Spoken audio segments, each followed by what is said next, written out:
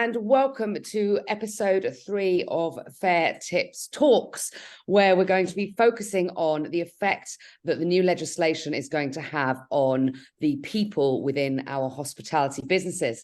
I am incredibly lucky to be joined today by some people superstars, including Chantel Wilson, Philip Eales, Andy Hamann, Matt Goff and Paddy Gardner. Guys, for anybody out there who doesn't know your particular brands or understand what exactly you do for the people that you work for, could you please just give us a quick intro, starting with Chantel, please? Hi, I'm Chantel. I'm currently the people director for NQ64 Arcade Bars. I'm also currently on maternity leave, so please bear with me. NQ64 all over the country, new site in Shoreditch, but we do really cool stuff, as in great drinks and an awesome place to do retro gaming. So yeah, check us out if you haven't already. Thank you. Matt? Yeah, I'm Matt. I'm the head of people operations at Brewdog. Been here for a couple of years now.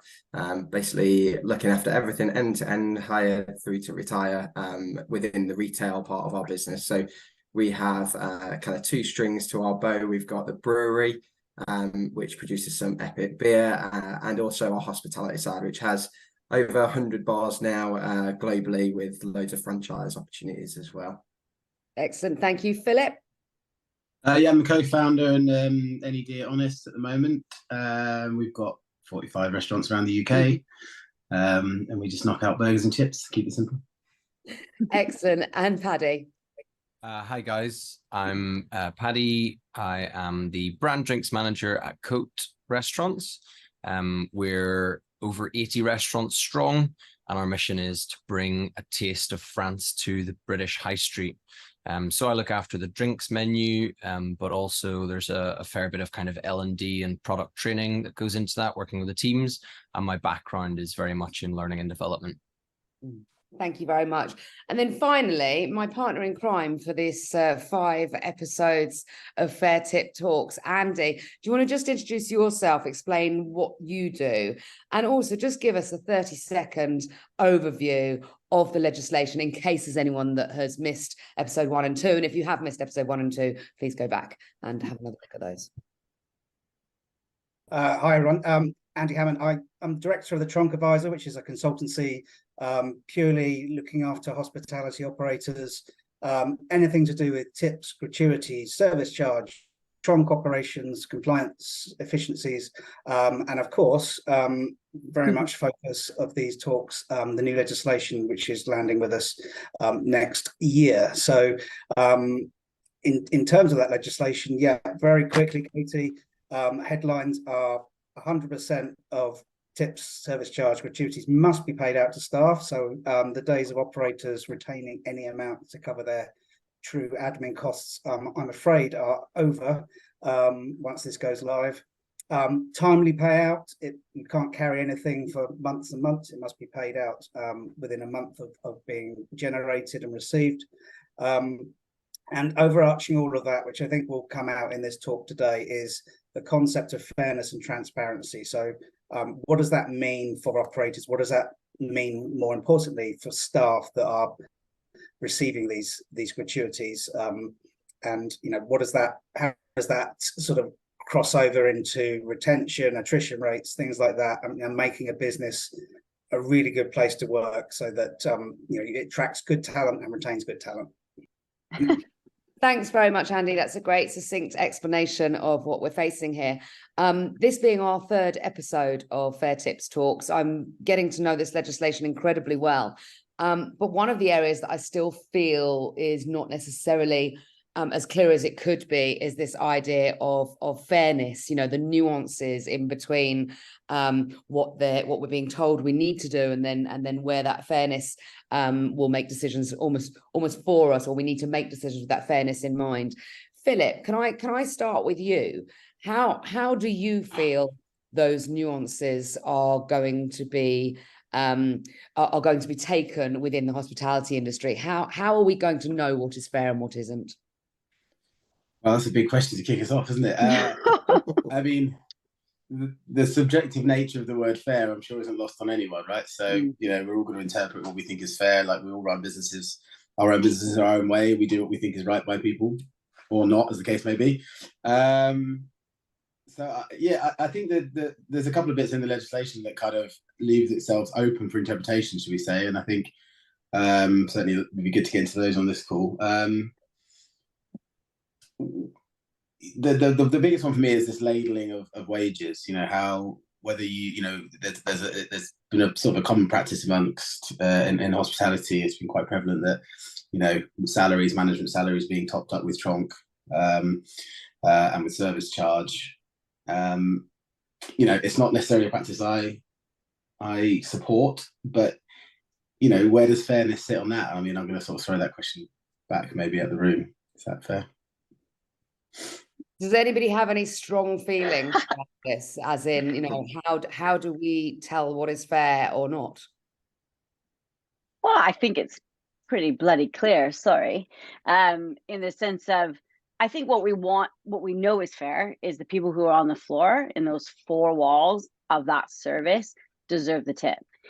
Is there some gray on that? Yeah, like if you've got a massive big tier site, your area manager spends 90% of their time in that site. Well, that's an easy conversation, right? Like, hand on heart, I can say that to a judge, a jury, or someone's mom. This person's in here all the time. That's why they're on your tronc list. Yeah. Where if you can't say that, well, I teach my 5-year-old right or wrong. So if your area manager's in there once a quarter, that's a hard argument, I think. And I do think a lot of profit models are going to struggle on how do you punch in, potentially significant costs into head office. The exciting part of that for me is we probably need to relook at this anyway. Actually, the ops structure Christmas tree has been out there forever. Actually, let's just take this opportunity to look at all those kind of options. So yeah, I think if you can't sell it to your 5-year-old, you probably shouldn't do it when it comes to fairness. I like it. I'm actually going to have that as my new life motto. If I know whether I'm doing something right or wrong, should I tell Chantel's 5-year-old? Could I do this with a clean conscience?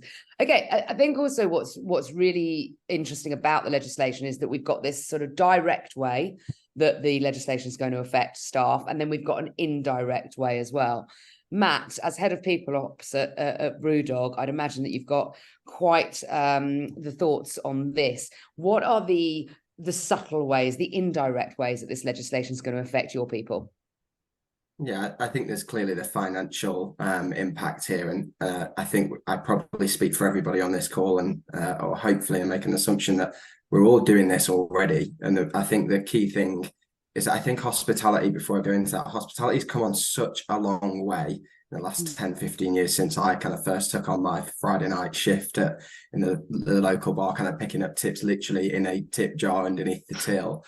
But I think the reputation hasn't gone with it, which is why these acts and these kind of conversations are really important to shift the narrative of people who aren't really in it day to day, like we are, of this is what hospitality is now like. So, I'm personally, and we are all really in favor of this act coming into play to help move that conversation more than anything. I think that, to kind of come on to the question, I think the nuances behind it and the subtleties behind it are definitely in the engagement and the buy-in from crew members and team members, because as we've mentioned already, transparency is absolutely a priority. So we have here, from a people perspective anyway, like 2 key themes. One is explain why, which I think we all kind of know and love. And the second one is no surprises. And I think that transparency and no surprises thing is really, really important around pay in particular. No one wants things to be a surprise, especially when you're talking about money. I think this, from my point of view, talks about transparency. It talks about everything, 100% of the tips having to go to our crew, which, if we can negate so many of those potential challenges, barriers, kind of frustrations, the issues around who gets what and why is somebody getting more than I am, like those little destructive conversations that happen left, right and center can really impact a team's cohesiveness and the nature in which they actually kind of deliver their customer service to the people coming through the doors. So if this can go a huge way, not even somewhere, but a huge way to impacting that and the engagement of the teams, then from our point of view, more the merrier. And I think the challenge will be in some of those grey areas, but there's always grey areas in HR, in people. There is always grey, and I think we love working in that grey area to try and find what it is and how it impacts those around us. And hopefully over the coming months, as we look into 2024, when this actually gets released, we'll be able to kind of put a little bit more clarity to those things. And my personal hope is that actually people like us are actually listened to when we're talking about that code of practice around tipping and the legislation and the act that's coming in, because I think it's all well and good having the black and white on the piece of paper here, but if we don't help give a bit of guidance on what that looks like as an industry, I think it kind of gets lost a little bit. Yeah, I agree. And I think I liked your point about the sort of team cohesion as well, because I think that we have in the past been in situations where the teams aren't working together because of exactly that, that kind of underground idea of who's getting what and how are they getting it. Paddy, I'd like to thinking along those lines, how do you think this might affect the sort of power dynamics between the front of house and back of house staff? Do you think that that's going to be a positive thing for those relationships? I think it's always been a point of contention. I think it's always been a struggle for us who work with people in hospitality in the UK, trying to create that kind of cohesion in the wider team, that feeling that we're all working towards the same goals.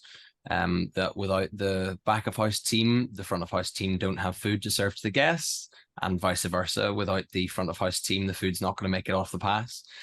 So I think that's always been a kind of difficult sell at times. And I think I kind of agree with Matt here that if we're going to get that cohesion in the wider team and bring everyone together and make people feel like they're being treated fairly and equitably, I think it's really important that comms are really, really crystal clear, and that the efficacy of the comms is there that's going out to the teams. And I think transparency in policies is really, really important as well. I think if people can't easily find out what their business is doing, how they're doing it, if they don't have access to that information, and if it's not worded in a way that's really kind of simple and comprehensible to everyone in the teams, be that people who don't have English as their first language, for example, people who don't read very well. I think it's really important that the accessibility piece is in there so that everyone working in your business can understand what the changes are, how it impacts them, and where their employer stands on the change in legislation. And that's incredibly important, isn't it? Because it's the idea that we can assume sometimes that everybody can understand what we're reading or what's being given out. That's not necessarily the case. I mean, I've unpicked this legislation as much as I possibly can, and I'm stumped on quite a few of the areas. So we need to understand that we need to make it accessible and understandable for our teams. We also know that there will be more of a knock-on effect than just the sort of wage security side of things. Do you think, maybe Chantel, from your point of view, do you think that there might be a sort of enhanced well-being amongst the teams thanks to this legislation that goes beyond just that wage security and that financial benefit? Yeah, I think it's a tough one to answer in the sense of where, Matt said, like, I'm in a position where like our business is great and transparent and really clear with tips. So like, I'm also coming at it from a point of, I don't think that's everyone, but I agree with Matt. I think that there's more people in this position than there was, say, 5-10 years ago. But I think to answer your question, you kind of have to add the context of the legislation is catching up to a norm. I think what's going to push us is, what do people do now? It's our people. It's the how many thousands and millions of people who work in hospitality who are going to set the pace on this. And that's what I'm most excited about. So, to share like a best bet, when we talked with some of our bartenders, they were like, I want to can you just tap my shirt and like tip me, like old school times, like tip me, like I'm the bartender, I've done all of this, tip me. And I'm like, well, I haven't figured that out yet, but I'll try. And and so I think it's that kind of bar of, there are definitely some brands and big brands that are sitting here thinking, how do we word our policy so that it's a bit unclear that we don't pay you a lot? Like, let's call a spade. That exists, and people are fighting against it because we all need to get talent. But those two, I think, are sitting in a good position of starting wages, and tips are there to influence your skill level, your customer service, your enjoyment. I think they're about to set the bar, and I'm really excited that actually in 6 months after this legislation, I think the bar will be much higher, because I think great people are gonna raise it. And definitely brands like mine, and I know BrewDog is the same. Like, yeah, they're already there. So legislation does nothing for them other than now we're going to talk about what we really want, which is like 10 steps ahead, I think. Yeah. And with companies, you know, like yourself, like BrewDog, as we were talking, and I'm sure Honest and Coat as well, does it level the playing field a little bit, Philip? Do you think that having this legislation, if everybody has to start behaving themselves, does that level the playing field a little bit for the guys that are already the good guys in the situation? Yeah, for sure it does. Yeah, I think but surely when it comes to pay and the way we administer, you know, a service charge or a tip, that should be a level playing field, right? That feels like it's almost mad that we're suggesting it hasn't been, right? So what will be left? Like, you know, if that's a level playing field, then what's left is, you know, the environment you're creating, the culture you're creating, the development journeys. You know, is it a worthwhile and meaningful job in hospitality? And you know, I think it's fair to say, and I think the industry has got up, but it's not been a particularly good place to work for a long, long time. Sorry, go on. I think just to kind of go on from, I think both of those points are so valid. Like it really will drive innovation in different areas because of that leveling up in the tip side of things. And you know, everyone now, if they're not already, should and has to legally comply to that level. So what's new? What's next? Where are we going to? You know, and I think that's kind of just to kind of emphasize Chantal and Philip's point, like there has to be something new if you're going to drive those boundaries and push boundaries to, one, attract new team members, but also to retain and engage them in the future as well. Like it has to be on it, you know, obviously honest to you and, you know, integral to your business, but something new is going to come off the back of this, which is the exciting point over the next 6 to 12 months. And who knows where that's going to be? That's an exciting point. And I won't ask you to get your crystal ball out, but I will sort of say, do you think that there is room for additional employee engagement when it comes to things like training, for example? Do we think that we need to spend a bit more time and resource on those areas now? Because obviously those employees are going to want to fight for those tips. They know suddenly it's like, actually, what I put in my pocket is wholly down to what I put out there when I'm on the floor or in the back office or whatever it might be. So do we think that there is more opportunity now for some extra sort of retraining of teams? Paddy, I don't know what your thoughts might be on that. Yeah, well, I think what's interesting is that this change in legislation is going to pull tips into focus in a way that they maybe weren't necessarily before. You know, we're not known as a country that has a very strong tipping culture compared to several others around the world that I can think of. And I think that this legislation is going to bring tips to the front of our team members' minds. And it's really important that we do engage. I talked earlier about having policies that are clear, accessible, easy to find, easy to read.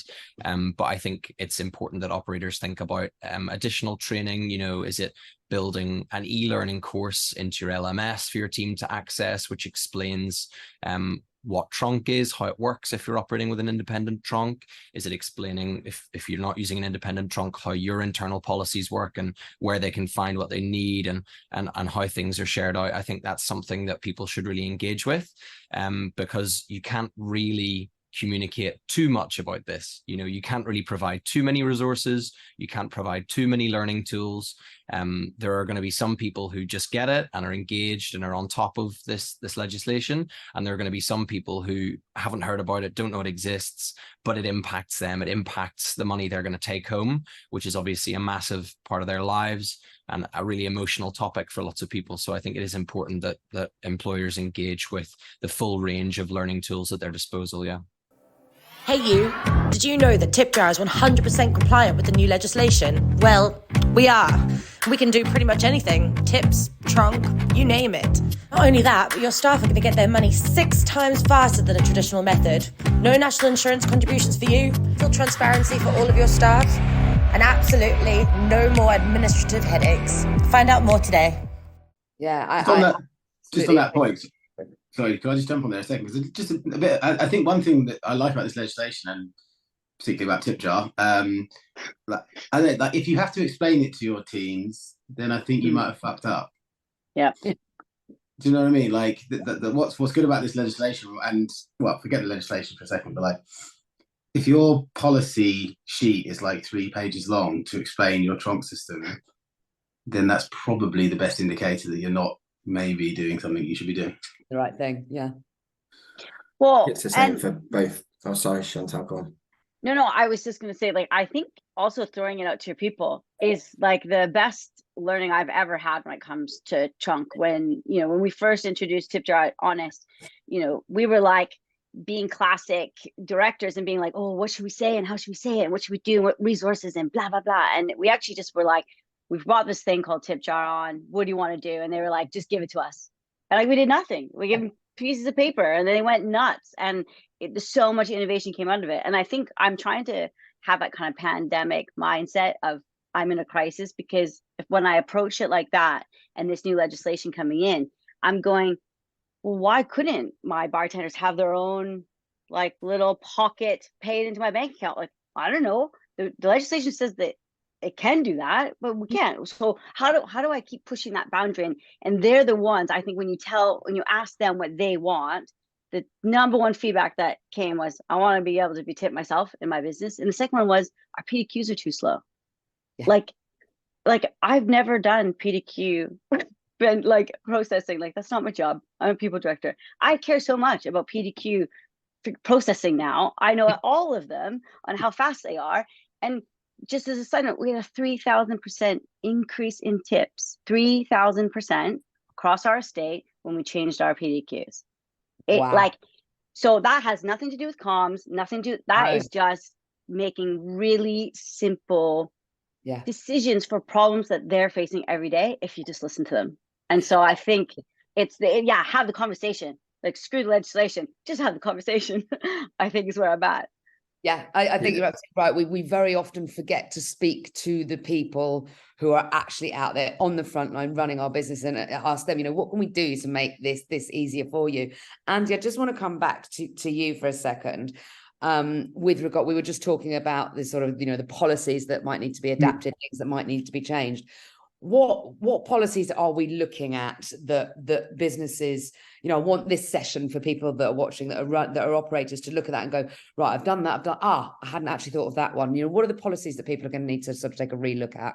Yeah, that's an interesting question. And I was going to pick up and link over to what Paddy said a moment ago. So at a basic level, an individual employee needs to understand how a tronc works, and what their position is in it, how is it generating income, how can they increase the income in it, and what do they get out of it? And that needs to explain that life cycle. So I think the days of an induction comment of there's a tronc, you'll be part of it, you see it on your first pay slip, that's not enough. And I think staff are going to get more savvy to this as this moves on. They'll want to know, yeah, okay, I know there's a tronc and I might have worked in hospitality before and I understand what that means, but what does it mean to me personally, and how do we generate it, the income for the tronc? How can we increase that? Where is my position in it? And if it's structured in such a way, how can I increase my take in it? Can I increase my tronc points if it's a point system, if I pass certain training, learning, seniority, length of service? All those sort of things need to go into a policy that explains, for a layperson to pick it up, say they've never worked in hospitality before, and be able to say, right, now I've read this, and what Phil says, it doesn't need to be 3 pages long, it needs to be short and succinct. Now I understand how this works. And I think that again is the transparency totally, because there's been plenty of history where these things are hidden and not made available to staff. And yet, sorry to jump to what Paddy was saying, I really do support this e-learning piece, and I think that could be really good as part of an induction course to actually explain to someone how it works, because the extra piece of the legislation, which we're not too sure what it means right now, will be to take that and explain it to the customer. And I think if we can ensure our staff are trusting us with how we're dealing with tronc, then they can pass that on and ensure that the customer and the guests trust the business and the staff as well, which will only increase the service charge or the tips that they leave. I think we talk about fairness and transparency, but I think the word trust really comes into it as a bolt on to that. Yeah, and Andy, I mean, you couldn't have segued that better for me if I'd have actually asked you to, because obviously being a research and insights company, which is what we are at CAM, we have spoken to thousands of hospitality customers about what do they think about the tipping system in hospitality. We've done some work with Tip Jar, we've done some independent work ourselves, and we know 100% that customers are more likely to visit a venue where they believe that when they tip, that money is going towards the people who have actually added positivity to their experience today. So we know that the behavior of the staff affects what the customer thinks. Do we think that this legislation could actually have a knock-on effect and actually make the customer experience better in the long run? Matt, do you want to weigh in on that one? Yeah, 100%. It's definitely going to drive it. I think we've all touched on the fact that the team member or crew member's tips increases if the customer has a great experience. And if we can somehow find a really clear, easy way of getting that message across and getting our teams, whether they're 10 years in hospitality, 15 years in hospitality, or 10 minutes into hospitality, to understand the genuine meaning of what hospitality is, then that will no doubt have a positive impact on the amount that they're taking home in their tips. And I think from our point of view, if we can get that message across and link those two things together, great experience and great customer experience drives increase in tips, which increases their take-home pay, which increases their, everything that they can do outside of work, their well-being, because they've got more cash to go and spend on the things that they want to do, the time that they want to spend with people outside of work, then the better that this is for everybody. And I think if we can, again, as I said earlier on, increase the reputation of the industry again, and even if it's just an incremental increase, then that will have a knock-on effect from a customer perspective as well. People will realize, actually, it is a great place to be. It's a great place for your employers. You're looking for your employees. You're looking after your crew members. You're being a great employer of choice. I've had a great experience. I'm more likely to go back to you compared to somebody that might not be as transparent and as clear about what they're doing with the tips, which I suppose, like we said before, kind of does level up the playing field for businesses potentially similar to ours, where people are now, it's almost going to be the expected that people are doing this, but 100% customer experience and increasing that has a intrinsic link to increasing the tips that people take home at the end of the day or end of the week in our case. Yeah, I was just gonna say, I think there's also a couple of different challenges because people do things differently. So if you've got a micro service charge or a service charge on your bill, it's a lot harder as an individual to tie that to productivity. So our shift is more productive and we can serve more customers, they're happier, therefore we make more. It's a harder sell, I think, for people to understand when you've got a service charge on your bill. I think if you don't have a service charge, well, it's a lot easier. At the end of the night, you see, well, did we make people happy? Is it a zero or is it something? And so especially with the new wave of service being included on most bills in London anyway, I think, we've got a interesting opportunity to look at service is, I don't think, as great pre-pandemic as it is. I don't think it's as good. And I think there's probably a direct correlation to service charge being introduced to that. That's a very non-scientific, but I mean, I'm looking at you, Casey. Surely there's some sort of insight that supports that. But as an operator of 20 years experience, I feel that in my gut, that it's not because our people in hospitality are not as good. It's that they just don't understand that link. It takes a lot more effort to show it. So I think there'll definitely be people listening that are going, I don't know how I empower my people to like work harder, give better service, because it's something that automatically happens. And I think it's going to take real innovation from those operators to find out, well, how do you tie in, this is how productive we were this week or this day, and here's the opportunity in your bank account if you drive it. That I think no one's cracked that. Personally, I have not really seen that be done, because we haven't had to. And I think it's an interesting opportunity to really get into productivity and linking that to service. And I'm Canadian.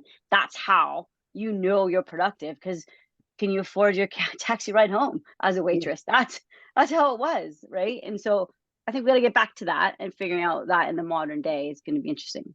Yeah, and getting people back to that can only have a positive effect on the customer, right? Because I'm going to be trying harder to get those tips. I'm going to be working harder. I'm going to be smiling harder. You know, everything around what I do as a server, or back office staff, you know, kitchen staff, etc. You know, that you're going to want to go that extra mile, because you actually get to see the result of it in your hand, in your pocket at the end of the week. What do we think, Paddy? Maybe you could start us off. I'd like to understand how we think, and I can only see it as a positive for recruiting people, that level playing field that we keep talking about. How is this legislation going to be a positive for recruitment in hospitality? Well, it's interesting that you said about leveling the playing field. I think one interesting thing when we talk about people, recruitment, staffing that we haven't really touched on yet is this new piece around agency staff. I know a lot of bars and restaurants in the UK, especially in London, have been using agency staff in their venues. You know, all the data is telling us that we're still actually technically in a staffing crisis right now. And I think the fact that those people, those bartenders, waiters, waitresses who are coming into our venues and doing work for us, the fact that they're now legally entitled and mandated to a share of gratuity is actually a great way of leveling the playing field. And it feels to me like a great step towards greater fairness. I think it's really interesting, you know, if you go into a bar in the USA and you give a bartender $20, you know that that's going in their pocket. That's going to pay for their taxi home, Chantel, or more likely than not, a handful of tequilas after shift. Whereas in the UK, there was always that question mark. And I do remember being asked when I was operating bars and restaurants as a manager, do the tips go to the staff? That was a question we got asked by guests. And I think the fact that that question no longer exists really, and that it's in legislation that money is going to the people who earned it on the floor serving the guests, is a great incentive for people to get into hospitality. And it's part of that piece of trying to convince people that bartending, you know, waiting in restaurants is a career. It's a great way to make people happy. It's a great way to you know, bring genuine hospitality and put a smile on people's faces.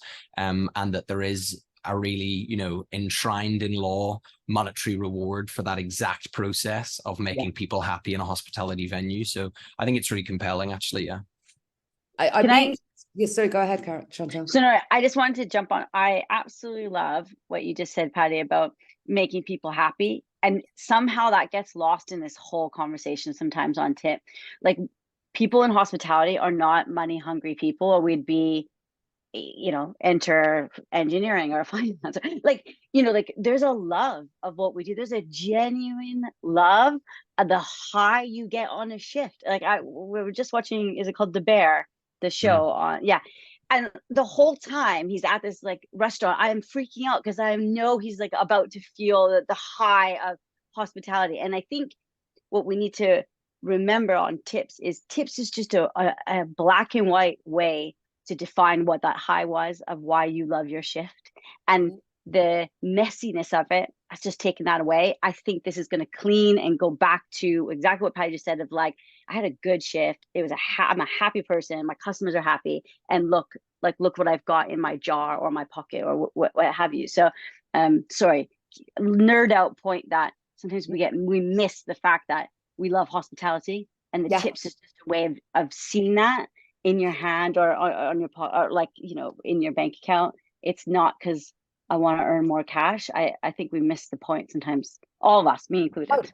Totally. Some of my best ever days at work have been waitressing or bartending, or, you know, I if you said to me, tell me what your most memorable days at work, it's not the job that I do now, although I love the job that I do now. But it's actually with the time that I waitressed at Cheltenham Festival and spent 3 days getting some great tips in the Guinness bar. Do you know what I mean? So it's like those high moments are great, but to have that factual sort of monetary reward for those high moments, and to know that kind of tells you that you shared those high moments with someone else, right? Because they've said to you, with a bit of cash, thanks, because you actually made me feel the way that you were feeling, which is wonderful. In the bustling heart of hospitality, every service has its value. But beyond the impeccable service, there's a world where fairness and finance meet. We've helped businesses recover over £50 million in national insurance contributions. From precision-focused tronc advice, masterful tronc master services to rigorous compliance checks, we're your ally in the tipping ecosystem. And because we believe in a world where every penny and every principle counts, here's our offer to you.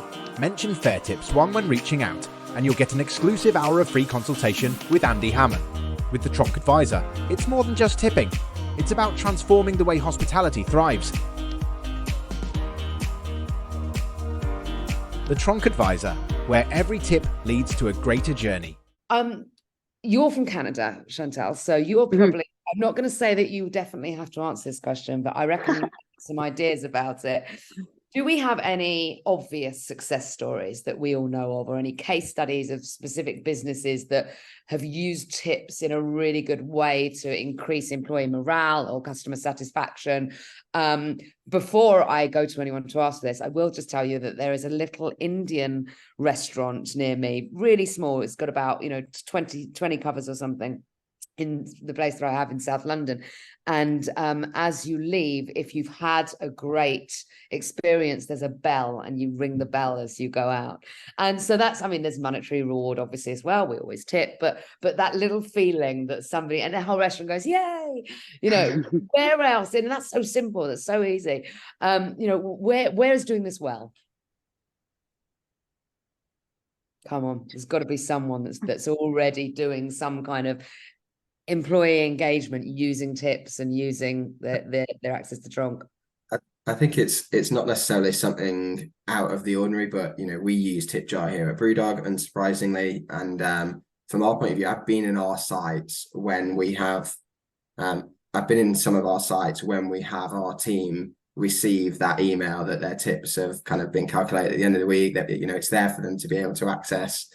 And from our point of view, it's genuinely amazing to see the reaction and the buzz and the vibe and the feel change, no matter what has happened at the start of the day. If a delivery's been late, if something's broken behind the bar or in the kitchen, or something's not quite right, or even someone's just entered into the site with a really challenging thing outside of work that unfortunately is affecting their day, that one email or that one message spreads like wildfire, and the buzz goes off, and it's all of a sudden it's electric. The whole feeling of the place, like, it glows. And I think it's little tiny things like that it's not something that we have in place. It's something that's built into the system, but the impact on the team is incredible, and the morale around the room and around the building and the four walls that we have is just it's electric. So it's, I suppose that is almost like your Indian restaurant's bell, where that one moment of magic kind of sets the whole day apart, and to every other day in that month. I don't think so. I'm going to jump in. I don't want to talk about tips anymore. I don't mean on this call. I just mean in general. I don't know. Maybe I've got a slightly different view here. Like, for me, this is about something that needed to happen, level the playing field, to take it off the table. Like, it feels like a no-brainer to me. Like, customer leaves tip goes to staff, boom, conversation over. Your bell example, I don't think it's got anything to do with tips. I think it's that's a cultural point that restaurant does. I love it, by the way. I'm kind of going to nick that somewhere. I don't know. I guess I'm an agent of intrinsic motivation, and I don't like the idea that staff are working. I get your point, Chantal, to a bit, but I think you're being a bit rosy on it. I think people are more money motivated than we're perhaps giving credit for, and I think we've got to be careful as a group here, even on this call, that we don't do what everyone in hospitality has been doing for the last 20 years and trying to pretend that everything's amazing and everyone loves working in hospitality.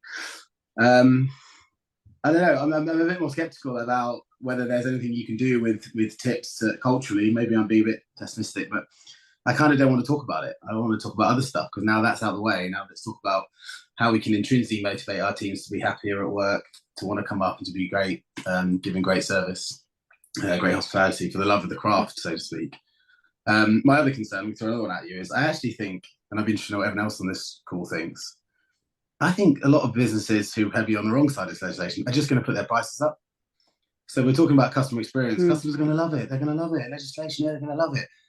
Some people are, but actually most of them are just going to have to pay more for their food now. But what's the root cause of that?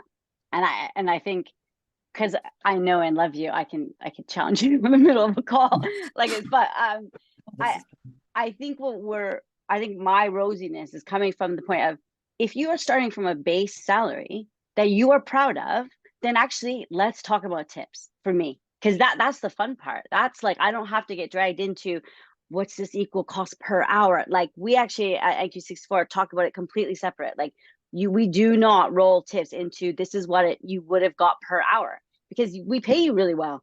You know what you got per hour. You're happy with it. This is like, here's some extra stuff you got. So I think you are right. Prices are going to go up. I think the difficult conversation needed to happen in those boardrooms of, if you're not proud of your starting rate, and I say proud as in getting the talent level that you expect and the volume that you want. This isn't if you're a minimum wage employer, that's fine, but don't be a minimum wage and expect 15, 18 pound an hour productivity, right? It's so I think the difficult conversation that this should bring up is more probably on pay, and people who are using tronc and have always used tronc as a softener to the really tough, it's a minimum wage job.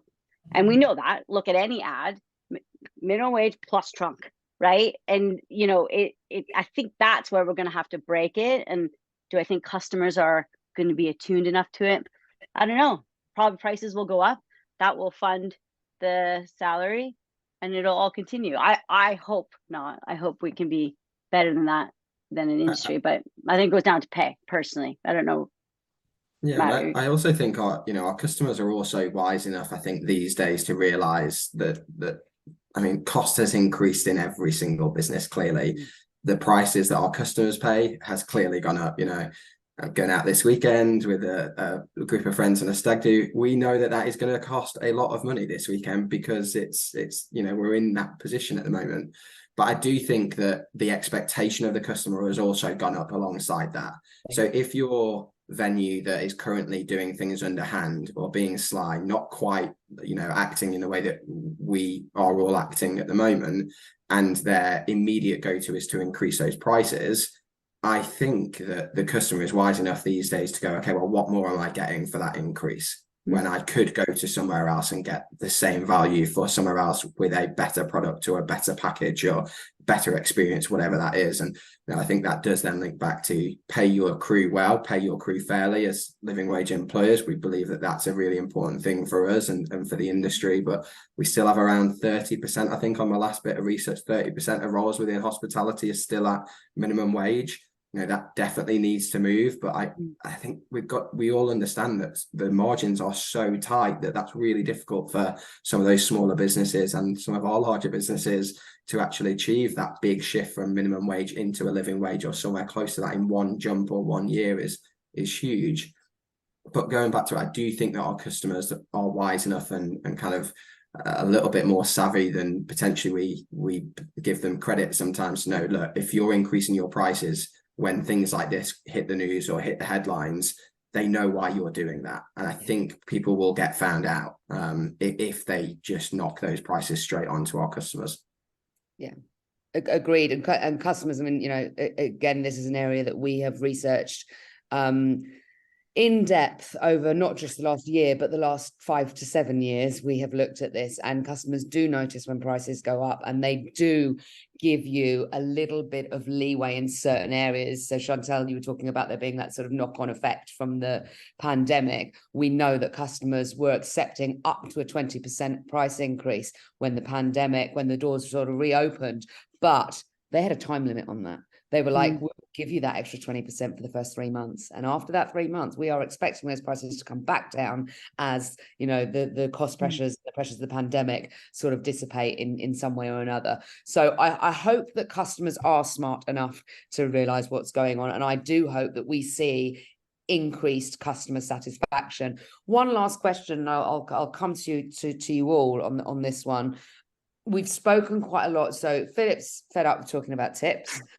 Chantal believes that the service charge situation has had, you know, an effect on customer experience. We all believe that if we can negate the tips conversation, that we can start to look at other areas other than just the actual hourly wage. What are those other areas? Where else is going to benefit within our businesses because we have elbowed out the tips conversation? Matt, do you want to start us off? Yeah, I think from my point of view, that I've come through companies within hospitality that have always offered fantastic opportunities for development and progression. I think that's a real key thing for us. Is it's not just about getting people to that next level within the business and the next level within the business, because hospitality isn't for everybody. Like I think we're not all naive enough to think that all 100% of the teams that walk through our door want to go and become ops managers or directors in the businesses, etc. But it's about how do you add value to that person's well-being, that person's lifestyle, that person's behaviors and understanding of the real world and the things that are around them. So I think that's a big change in direction from our point of view around training and development. It's learning to understand who you are, how you can take your whole self into other areas of your life. So that's a key thing from our point of view. I think there's a huge element of hospitality. And I think Paddy said it earlier on, Chantal nailed it as well. Hospitality is fucking fun. Like, it is one of the best industries to be in, full stop. Like, I genuinely cannot understand how people can't come into hospitality and not have a great time. Like, you're in the wrong place if you're not having a great time.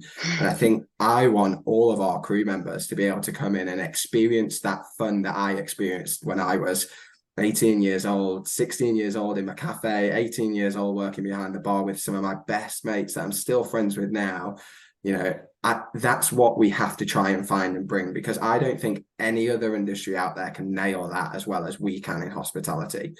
And there's so many different touch points. There's so many different avenues you could go down with that question. But if you can get your crew to feel like they're having a fucking great time at work every single time they come into work, and there's someone around them to lift their mood, then that's it. Like, that's what you've got to nail. That's what you've got to find. And each business will have their own individual touch points, their own individual culture elements that drive that. But that's the kind of the holy grail almost from a hospitality perspective, in my opinion. Absolutely. Paddy? For me, the real bonus is that it removes an element of danger from the equation. There's people who maybe have worked in hospitality and had a bad experience with tips. They feel they've been treated unfairly. They feel that they haven't received the money that they're owed based on the work that they've put in. And I think that this really does just level the playing field. And it means that any businesses in the country that have been being sneaky or haven't been being fair with their allocation of tips, because it's now in legislation, it means that element of risk is removed for the frontline teams, for the people pulling the pint and carrying the plate and cleaning the table. I think that means that they're protected more in their work, which I think is a no-brainer. It just feels like it adds value to the whole hospitality kind of sphere in the UK. So thank you. And Philip, now that you don't have to talk about tips anymore, or you certainly won't need to in the next 3 or 4 minutes, when you can go back to your non-tip talking, and other than stealing the satisfaction bell idea, what is next for you as an operator then? I mean, I think that the development stuff is really key. Like, if I can go back in time, I'd spend way more time on management development and actually allowing more autonomy over that. So not rather than prescribing development to people, like just offering up a suite of like, what's important to you, what do you want to do? I think there's real power when our teams get to drive their own learning. And I wish I'd not spent loads of money on cycle to work schemes and shit like that, and just actually put it into proper development stuff. And I know why you're smiling, Chantel. Brian, your cycle to work scheme. We've spent a lot of time talking about this stuff, haven't we? I'm working in a few other projects at the moment, sort of rooted in data and research as well within hospitality. And the thing I'm learning, I'm a novice at this stuff really, but I'm starting to learn. And I think the future of hospitality, I think we are behind. I can see it now quite clearly that, there's a lot of kind of luck rather than judgment out there, if I can be bold, and I'll speak personally, around, when I don't think we're 100% sure always what works and what doesn't from a people sense. I don't think there's enough. I think it's too hard for a people director to correlate the dots between a 20k spend over here on some kind of initiative and an FD going, yeah, that makes loads of sense for the bottom line. I think there's some real interesting opportunities with tech now in hospitality to really understand the key things that drive performance in the business and drives staff wellbeing, staff engagement, and obviously the bottom line, because we have to take a holistic approach. It's all well and good doing loads of nice stuff for the people, but if it doesn't drive sales and profit, then you're just not going to get it past the boardroom. So I think hospitality is starting to wake up. Certainly I am personally, and I think a few businesses are now starting to see that there's, if we can start correlating data between various systems and understanding that, cohesion, Matt mentioned cohesion a minute ago, something I'm really interested in. I've been doing some work with a sports scientist, and it's really prevalent in sport, and looking at the cohesion minutes on the pitch for a team.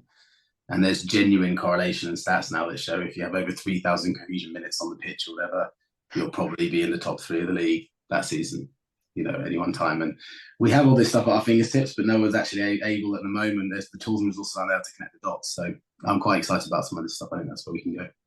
Well, I will second anything that points towards data and insight as being a positive in this industry at the moment, for obvious reasons. Chantal, for you, tips. We've dealt with tips. What's that going to allow NQ64 to do?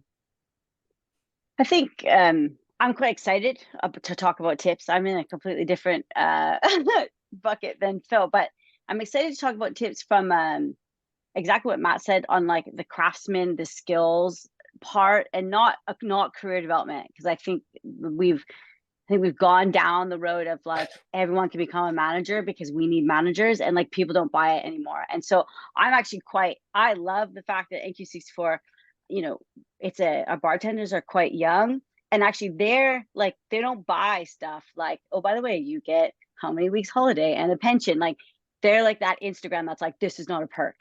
And I love that about them, and because it makes us better. And so I think there's a huge morale part here around, if they can become better at their jobs because they love it and they can get cash for it and they can have a better time, like just keep it simple. And I think we're going to try to experiment with everything possible to try to link a bartender that understands free pouring, that understands the menu, that can gab and pour and multi-combo lots of things. Like they should make more money. They should, because that's a better experience as a customer. And so everything I'm about is being able to show that happens and put that money in those pockets, so that when you're brand new, you can be that. Here's how to do it. Here's how you can work hard and kind of get that connectivity. So yeah, it's this combination of skills for skills' sake, and the combination of that just makes me love my job more because I'm better at it. If I can prove that with more money in their pocket over the next year, I'll be really happy. I think that's a perfect place to finish. Thank you very much. So I think really in summary, what we've discovered on this hour-long call is that the good people out there are already doing the good things, and that actually if you have to explain or dramatically change what you're doing with tronc right now, you probably weren't doing the right thing to start with. We know that that there is a link between tips and productivity, and we know that there is a link between customer satisfaction and tips and productivity, and that's going to become even more important now that this legislation is coming in. What we do need to be very careful of as hospitality operators is that we are not just whacking up our costs in order to pay for the effects of this legislation. We also, I think, all agree that it will give us a bit more of a level playing field when it comes to recruiting and retaining the staff that work in hospitality. So thank you so much for all your time. Third episode of this, and I didn't think I could learn any more. I have learned some more. So thank you very much to Chantel, to Matt, to Andy, to Phil, and to Paddy, and thank you to everybody that tuned in for this episode of Fair Tips Talks. Oh, what a great episode. Next time, join us as we'll be talking about the dangers of non-compliance in regard to the new tipping legislation. Still have any questions? That's no worries. Tweet us at tipjar_tweets or use this QR code to find us on LinkedIn. See you then.